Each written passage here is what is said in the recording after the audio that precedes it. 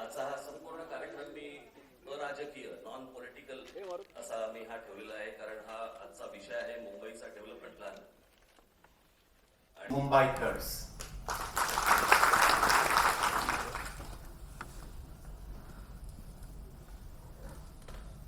this is a document over these few issues that I will come to soon.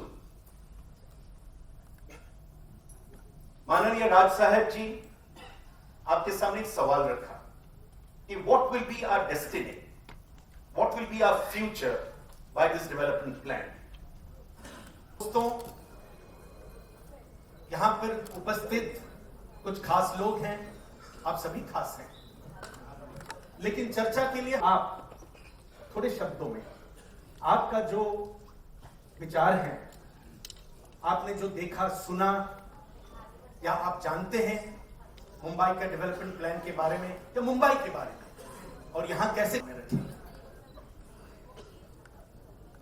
अमीर जी नमस्कार. मुझे लगता है यहाँ पर शायद मुझसे ज़्यादा जानकार लोग मौजूद हैं, लेकिन आज जो मैंने देखा जो सुना मुझे बहुत ही आश्चर्य हुआ. आर्य के बारे में जो लास्ट में हमने देखा, जो वाइल्ड लाइफ है जो टोटली डिस्ट्रॉय होने वाली है, वो बहुत ही शॉकिंग है और बहुत ही डिस्टर्बिंग है.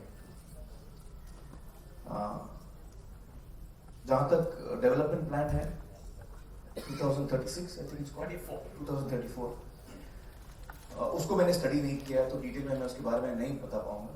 और ना मैं आर्किटेक्ट हूँ, ना मैं टाउन प्लानर हूँ, मेरी नॉलेज नहीं है उसके बारे में इतनी। आप जैसे एक्सपर्ट्स हैं जो इस डॉक्यूमेंट को समझ भी पाए। एक साधारण इंसान के लिए वो डॉक्यूमेंट समझना ही मुश्किल हो जाएगा कि उसकी क्या इम्प्लीकेशंस हैं। तो इसके लिए हम डिपेंड करेंगे एक्सपर्ट्स पर, और हमारी ये उम्मीद है कि जो एक्सपर्ट्स इसको स्टडी करेंगे, इस पे चर्चा जरूर होनी चाहिए। एक बात तो तय है आज सुबह के प्रोग्राम के बाद कि इस पे चर्चा जरूरी है और इसको बेहतर समझना जरूरी है। आम इंसान को इन बातों की जानकारी इतनी नहीं है, समझ नहीं है, मुझे भी नहीं है, हम आर्किटेक्ट नहीं है, हम टाउन प्लानर्स नहीं है, लेकिन जिन लोगों को है वो एक सही नियत से इस चीज को डिस्कस करें और मुंबई के लिए, लोगों के लिए सही जो फ्यूचर है वो प्लान किया जाए एक अच्छी तरीके से। ये बात तो तय है कि इस पर चर्चा जरूरी है। और आरे के बारे में जो मुझे लगता है कि वो बिल्कुल वाइल्ड लाइफ को हमें डिस्टर्ब नहीं करना चाहिए। I don't think we have the right, we don't have the right to do that. Farhan, a few words from you. नमस्कार। मैं बिल्कुल सहमत हूँ जो भी कहा गया है यहाँ इस स्टेज पर। सिर्फ थोड़ा बहुत मैं डिफर करूँगा। जो आमिर ने कहा कि उसे आश्चर्य हुआ, मुझे कोई आश्चर्य नहीं हुआ।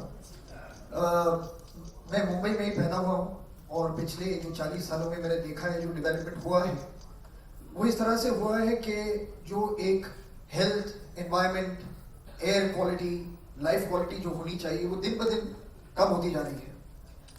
तो ये बहुत मतलब एक ज़रूरी मुद्दा है और ये बहुत ही एक इम्पॉर्टेंट अब घड़ी आ चुकी है जब हमें ये फैसला लेना पड़ेगा कि ये शहर किसका शहर है। और मैं मानता हूँ कि ये शहर हम सबका शहर है और हम सबको मिलकर इसका एक हल ढूंढना पड़ेगा, because this really can not go on like this anymore. Thank you very much. Salim ji, सब बॉम्बे से बाहर जाते होंगे, बहुत दुनिया में खूबसूरत खूबसूरत कंट्री है, न्यूजीलैंड, साउथ अफ्रीका और बहुत सी जगह, स्विट्जरलैंड।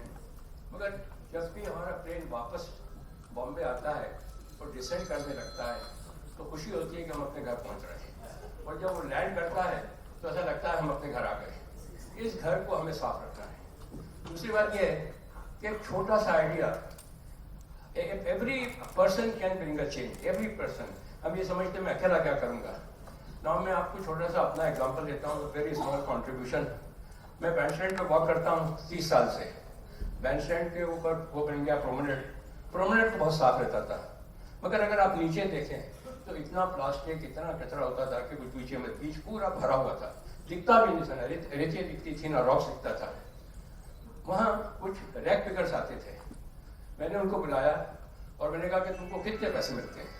कहता ये कचरा उठाते हैं, रिसाइकलिंग का जो कचरा होता है उसमें 100-1 रुपये मिल जाते हैं। एक आइडिया आया मुझे, मैंने कहा हम तुमको 2 बैग देंगे, एक में कचरा उठाओ अपना जो तुम्हारे काम आता है, और बाकी दूसरे के अंदर कचरा उठा के यहाँ सड़क पे रखो।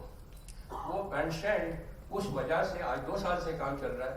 बैंड स्टैंड मुंबई का सब में क्लीन बीच है। हर आदमी को ये सोचना चाहिए कि मैं क्या कर सकता हूँ, and he can make the difference. May I request Ritesh to say a few words? नमस्कार. सर्वप्रथम माझ्या शहराबद्दल माझे डोळे उघडल्याबद्दल त्या माणसाचे आभार. आपण सर्व आपल्या आपल्या कामामध्ये व्यस्त असतो दैनंदिन जीवनात, आणि आपल्या शहरामध्ये काय चालू आहे, आपल्या अवतीभोवती काय चालू आहे याच्याकडे लक्ष कमी असतं. यात माझंही लक्ष कमी होतं आणि आज नंतर राहणार नाही एवढं नक्की इथे खात्री. जेव्हा एखादा डीपी प्लॅन बनतो त्याच्याबद्दल बरेचसे रिपोर्ट्स तयार होतात. ह्या सामान्य जे आपण लोक आहोत आपल्याकडे ह्या रिपोर्ट्स पोहोचत नाहीत. आपली इच्छाही नसते ती पाहण्याची, ते इंटेंट नसतं आपल्यामध्ये. अशा प्रोग्राम झाल्यानंतर डोळे उघडतात, रे आपल्या शहरात एवढ्या सगळ्या गोष्टी होत आहेत, असं होणार आहे का. तर मला असं वाटतं की जेव्हा कुठलाही निर्णय हा लोकांसाठी जेव्हा एक इन्स्टिट्यूट घेतं किंवा गव्हर्नमेंट घेतं, तो निर्णय लोकांपर्यंत पहिला पोहोचावा की ह्या शहरात जेवढी लोक राहत आहेत त्या लोकांपर्यंत ह्या शहराचा बदल अशा पद्धतीने होणार आहे, ही गोष्ट पहिली लोकांपर्यंत पोहोचली पाहिजे आणि त्याच्यावर मतदान झालं पाहिजे की बाबा तुम्हाला हे पडतंय का नाही. आणि ते मतदान झाल्यानंतर लोकांनी ठरवलं पाहिजे की आपल्या शहरात सगळ्या गोष्टी मान्य केल्यानंतर की समजल्यानंतर सर्वप्रथम की लोकांचं मत हे घेतल्याशिवाय एवढा मोठा निर्णय करणं हे चुकीचं आहे. मला वाटतं की शुभेच्छा, आपण सर्व इथं आहात. आणि जसं आमिर आणि सलीम साहेब आणि फरहान हे त्या तिघांनी इथं आपली मत मांडले की खरंच आपल्याला आपल्या शहराबद्दल अधिक जाणकारी पाहिजे, अधिक माहिती पाहिजे आणि प्रत्येकाने आपल्या परीने हे काम केलं पाहिजे. आरे सारखे विषय असतील, इतर विषय असतील, म्हणजे फक्त आरे नव्हे तर प्रत्येक मेट्रोच्या जागी जर 6 पट FSI वाढणार असेल तर त्याचे काय दुष्परिणाम आहेत आपल्या शहरावरती ह्याची अधिक माहिती घेऊन त्याच्यावर नक्कीच आपण सर्वांनी काहीतरी मार्ग शोधला पाहिजे. धन्यवाद. Bharat ji. Thank you. I have a slight point of difference, sir. I think all of us who are sitting here and we are on the stage here, we all agree that what we've seen is a very dramatic thing and we all agree with it. But I think that is stage one. I think we need to sit and not talk about how much we agree with this. We need to talk about what can each of us do about this. And I think all of us have an area of expertise. So agreeing is one thing, that we all agree it's a bad thing and we must do something, but we are common people who have no access to the authorities. And I think if there's something that is formed by which all of us contribute to either reaching out to the government or to reaching out to the people, I think that is what we should look for. We had started a thing called Bombay First, which was about liaising between the government and the people. And there was one proposal we had made is that if Mumbai is a city of industrialists, everybody's corporate offices in the city, why can't we create a system by which every time any big company, whether it's Tata or Birla or Reliance, goes to the government for approval of any of their plans, if an area is demarcated to say you're not supposed to develop this, but supposed to preserve this area, you're supposed to keep this area clean and make it green. If a plan like this is more concrete can be evolved, I think that's what will help the city. And I think we should all aim for that. Mr. Bharat has raised a very important point which we will take after Javed Sahab says or tells us about his views. We will certainly dwell on what to do next and how to move forward and what will be our action plan for the future in our opposition to the present development plan. Why don't we request the current government जो है कि जैसे आपने अभी एक presentation दिया, वो भी हमको प्रेजेंटेशन दें, पब्लिक को प्रेजेंटेशन दें कि उनके प्लान ऐसा क्यों है. देखिए, हमारा माइंड हमेशा ओपन रखना चाहिए. अगर वो समझा पाए हमको कि भैया हमने ये प्लान इसलिए बनाया है, उसकी ये फायदे हैं, तो फिर हम समझ सकते हैं कि वो सही कह रहे हैं, गलत कह रहे हैं. तो कम से कम जैसे रिपोर्ट बनती है, कॉमन मैन समझ नहीं पाता, पढ़ नहीं पाता, वो पब्लिकली अगर इस रिपोर्ट को लोगों को साधारण भाषा में समझाएं कि हम ये करना चाह रहे हैं, ये हमारा फ्यूचर है, तो we should invite them to keep a public presentation जिसमें वो हमको समझाएं, जिसमें डायलॉग हो सके, जिसमें आप भी अपने सवाल उठा सकें.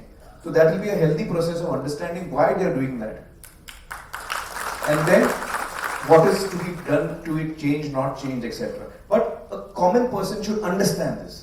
There should be an effort. I would request the present government to make the effort to reach out to people, ताकि उनको समझा सके कि उनका ये प्लान है और क्यों है.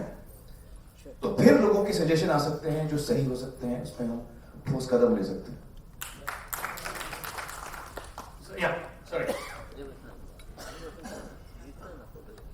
सर, यहाँ आने की सिर्फ वजह यह है कि मेरे हाथ थोड़े कांपते हैं, तो वहाँ में अगर माइक मेरे हाथ में कांप रहा होता तो आप लोग समझते मैं नर्वस हूँ. इसलिए मुझे याद पड़ता है, इस साल मुझे पूरे 50 बरस हो गए मुंबई आए हुए. मैं अक्टूबर 4 को आया था. ये शहर क्या था, धीरे धीरे क्या होता चला गया, ये भी हम देख रहे हैं.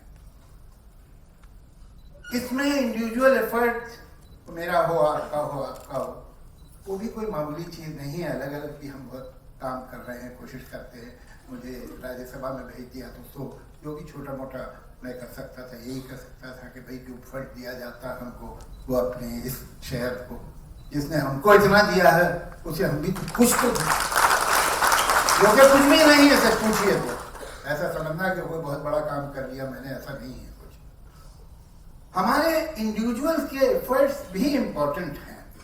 हम लोग से पूछे कोई कि आप अपने देश से प्यार करते हैं, तो हम सब कहते हैं करते हैं। तो ये देश कहाँ है जिससे हम प्यार करते हैं? ये हमारे सामने एक जो घर की गली है, जो नुक्कड़ है, जो चौराहा है, जो हमारा कंपाउंड है, देश में नहीं कहीं और है।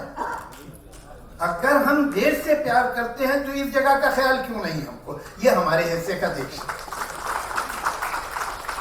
लेकिन उसके बावजूद भी मैं आपको कहूंगा कि इंडिविजुअल एफर्ट्स की एक लिमिट है। हम लहरें बना सकते हैं, लेकिन administrator, builder lobby, bureaucracy, politician, ये टाइडल वेव्स हैं। ये जब आती हैं तो जो हमारी छोटे मोटे घिरौंदे बने हैं वो भी बह जाते हैं। तो जब तक हम अकेले तो नहीं लड़ सकते, लेकिन किसी सरकार, किसी एडमिनिस्ट्रेशन, किसी पार्टी की हिम्मत नहीं हो सकती हमारे खिलाफ जाने को, अगर हम सब एक हों।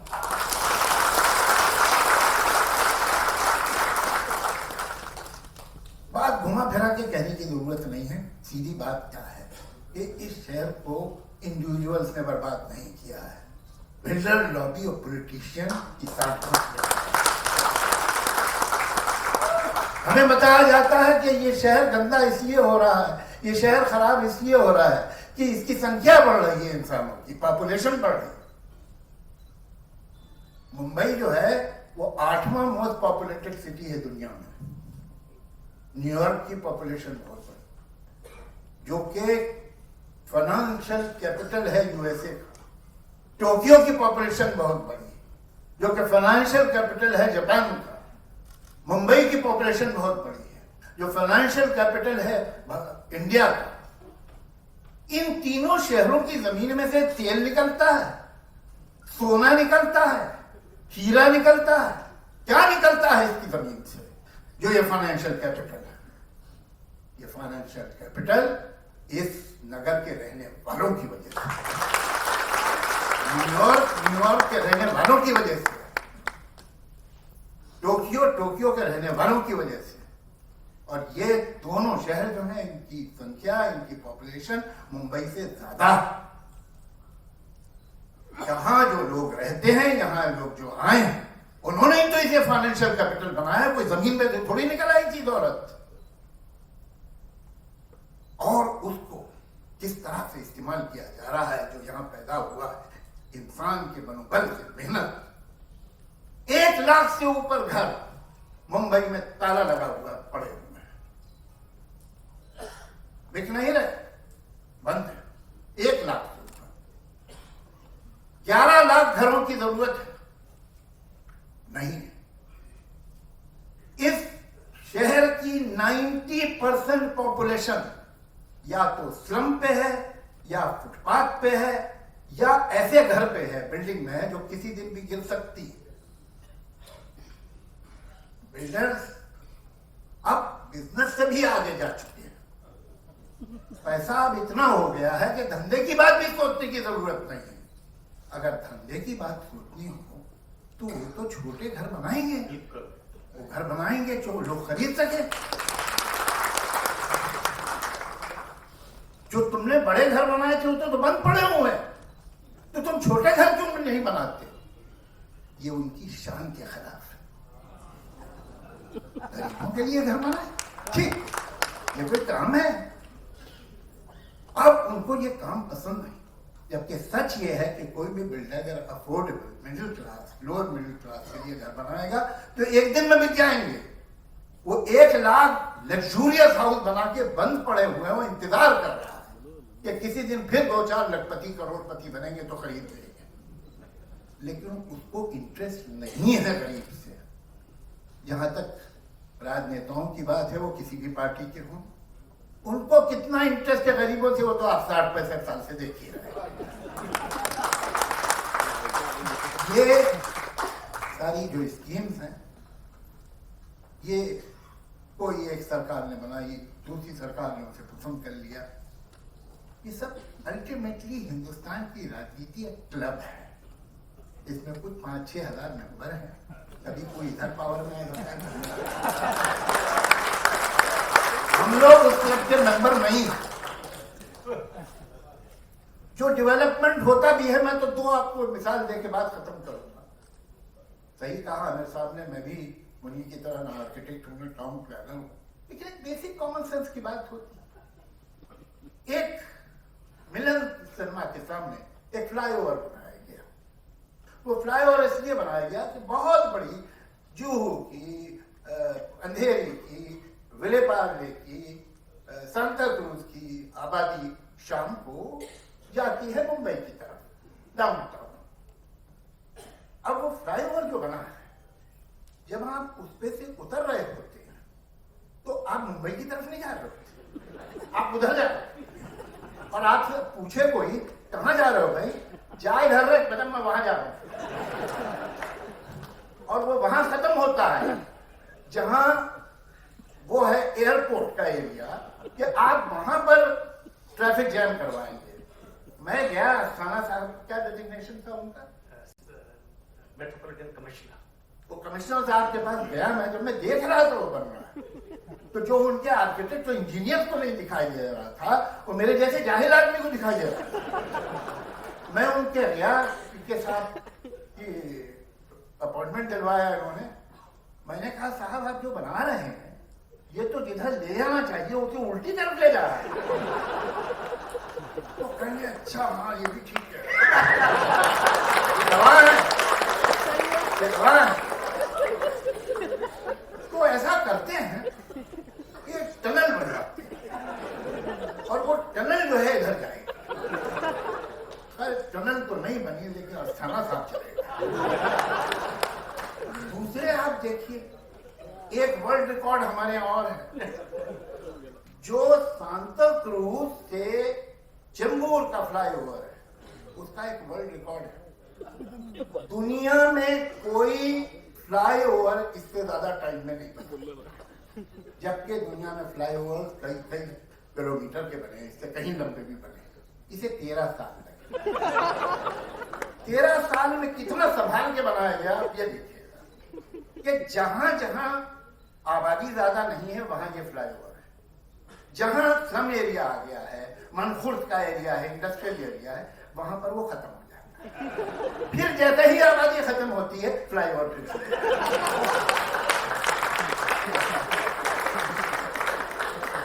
और ये कोई मेरी ओपिनियन नहीं है, आप जाके देख लीजिए। तो ये जो डीपी है, डेवलपमेंट प्लान है, ये फंदा है, ये फंदा है इस शहर के गले में। अब बस खींचने की कमी है। ये फंदा आप काटेंगे कि नहीं काटेंगे, ये फैसला होगा। और इसमें सब जमा होके, एक होके अगर काम करेंगे, और इसको अगर सड़क पे लाना है तो सड़क पे लाएं। लेकिन एक बात मैं ये नहीं कहूंगा ये नहीं होना चाहिए, मैं कहूंगा ये नहीं होगा।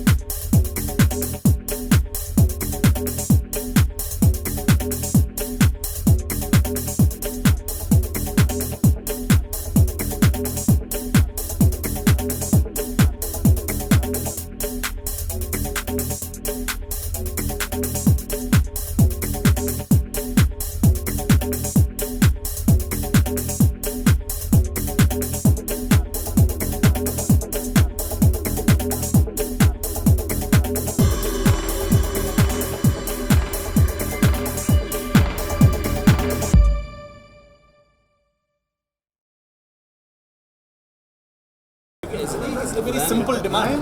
A very simple demand. Demand क्या हम समझना चाहते हैं, इसलिए कि कुछ तरह के संघर्ष उठाए ना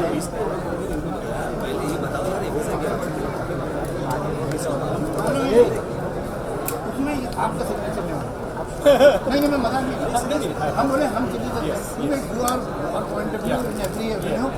आप होंगे वहाँ मगर तो लेटर जाओ उसमें आप 100% बिल्कुल उन्हीं की मदद से करेंगे और इसको हम बताएंगे भी कि आप सवाल करें।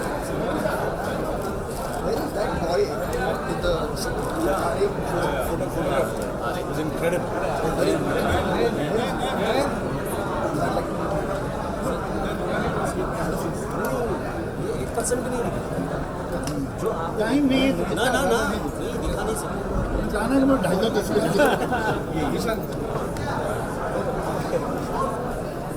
This is the team. This is the team. They have come with they have well discovered new species. So report says there is nothing. वो wildlife नहीं this is what they will achieve. गोल ये nothing ना लगे।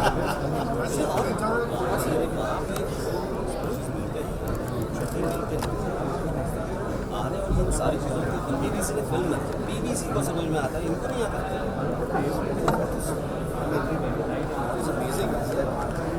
City like there's so much wildlife. Which are the cities in the world has not seen? जो मैंने जो film बनाई ऐसा शहर नहीं है जहाँ पे नेशनल पार्क के बीच में It is a fabulous film. Fantastic. Fantastic. I mean, aesthetics and beauty is. दुनिया में सबसे ज़्यादा पेपर की डेंसिटी मुंबई में है। Can you believe it? Density, हाँ? दुनिया में Density. density okay. So मतलब in that much area Yeah, leopard. yeah. ये प्लान आएगा तो और डेंसिटी बढ़ जाएगी. They will be squeezed into one row finally. Density will be unprecedented.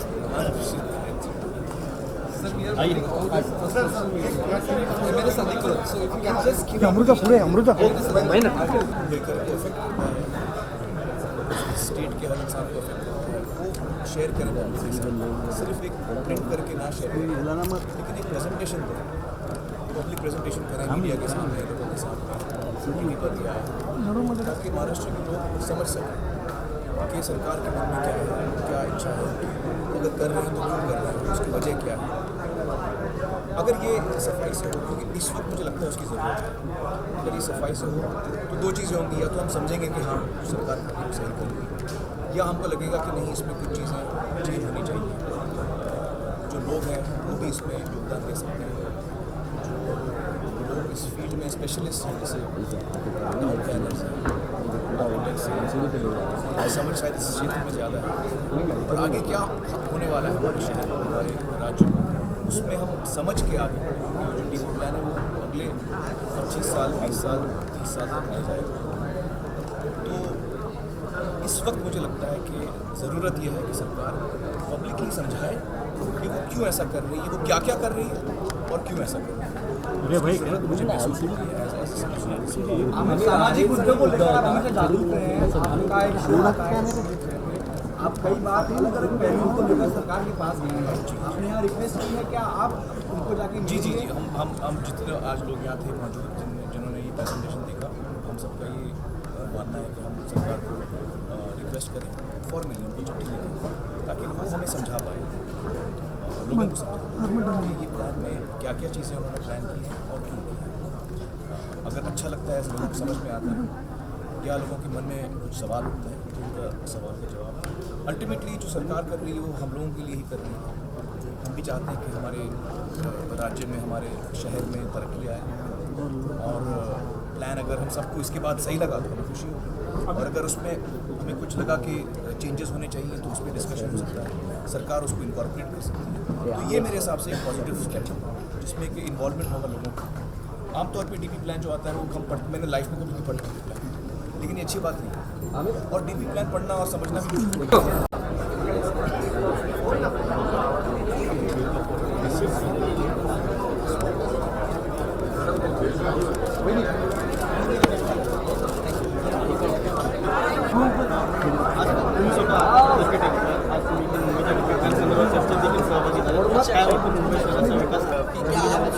जी सबसे पहले ये जो डीपी प्लान है उसके बारे में कहना चाहूँगा कि बहुत बार ऐसा होता है कि हम अपने दैनिक जीवन में इतने बिजी हो जाते हैं कि बहुत सारी जानकारी हम हासिल नहीं कर पाते।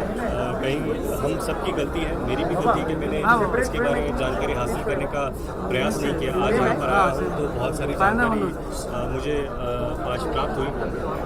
पर सरकार की ओर से भी ऐसा होना चाहिए कि जब भी कोई डीपी प्लान बनता है या नई चीज़ें हो रही है, चेंजेस हो रहे हैं अपने शहर में, तो शहरवासियों को ये सारी जानकारी पहुँचाने का काम उनका है।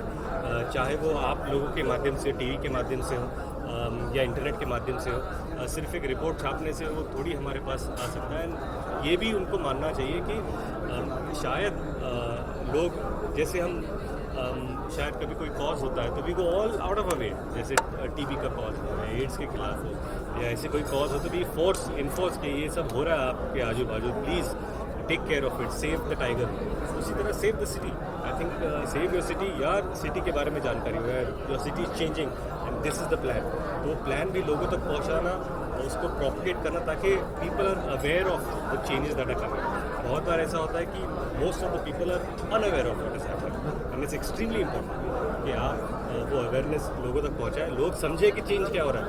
हमें पता ही नहीं कि चेंज क्या हो रहा है। जब लोग समझेंगे तब बोल पाएंगे हाँ ये सही है या गलत। मैं ही नहीं कह रहा हूँ कि जो डीपी सही है गलत है। हाँ कुछ चीज़ें हैं जो शायद गलत है, जैसे आर्य के खिलाफ हो या जो इको सेंसिटिव एरिया उसको हम इस तरह डेवलप कर दें कि वो फिर जिंदा ही ना हो पाए।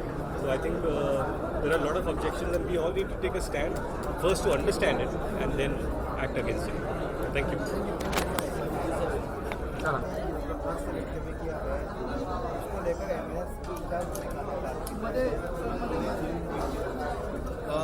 नसरुद्दीन शाह बहुत बड़े अभिनेता है, बहुत श्रेष्ठ कलाकार हैं, उनका हम आदर रखते हैं, पर उनसे ज़्यादा हमें देश प्रिय है, देश के लोगों की भावना प्रिय है।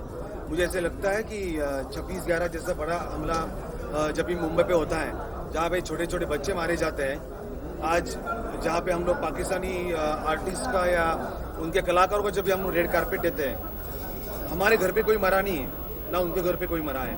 जिन लोगों के घर पे छोटे छोटे बच्चे मारे जा चुके हैं, जाके उन लोगों के घर पे माहौल देखिए, क्या माहौल उनके घर पे है। क्या ऐसे माहौल में उन पाकिस्तानी कलाकारों का हमें यहाँ पे स्वागत करना है, उनका सम्मान करना है, उनको रेड कारपेट देना है? तो इसका निषेध हम जरूर करेंगे, इसके आगे भी करेंगे। और मैं एक बात पूछना चाहता हूँ, क्या इस प्रकार का सम्मान भारत के कलाकारों को पाकिस्तान में मिलता है? तो नहीं मिलता। जहाँ पे सोनू निगम जी का शो पाकिस्तान में चल रहा था, ऑडिटोरियम के बाहर एक बड़ा बम ब्लास्ट हुआ था, इसकी जानकारी किसी को नहीं है। वहाँ पे हमारे कलाकारों को सम्मान नहीं किया। और एक बात बड़ी है कि क्या हिंदुस्तान में कलाकार नहीं है? हमारे यहाँ पे अच्छे गायक नहीं है, अच्छे सिंगर्स नहीं है, अच्छे म्यूजिशियंस नहीं है, अच्छे कॉमेडियंस नहीं है। हमें ज़रूरत क्या है पाकिस्तान से यहाँ पे कलाकार लाने की? तो इस वक्तव्य का हम जरूर इसकी निंदा करते हैं और इसके आगे भी पाकिस्तानी कलाकारों का विरोध जारी रहेगा। नहीं, हम बिल्कुल यहाँ के लोगों को भड़का नहीं रहे। हम यहाँ पे पाकिस्तानी कलाकारों को लेके हमेशा आंदोलन करते आ रहे हैं। हम यहाँ के लोगों को कभी बोला नहीं है कि आप पाकिस्तान के कलाकारों के खिलाफ आवाज़ उठाओ। हम आवाज़ उठा रहे हैं और इसके आगे भी आवाज़ उठाएंगे। इसके आगे पाकिस्तानी का कोई भी कलाकार का विरोध हम आगे से जरूर करेंगे। जरूर उनको भारत के सारे लोगों से माफ़ी मांगनी चाहिए, उनको ये बयान से माफ़ी मांगनी चाहिए, उनको जो शहीद परिवार है उनसे माफ़ी मांगनी चाहिए, उनको देश के जवानों से माफ़ी मांगनी चाहिए। नहीं, इसके आगे भी जैसे हम विरोध करते हैं पाकिस्तानी कलाकारों का, वैसे ही विरोध आगे होगा। हाँ जी,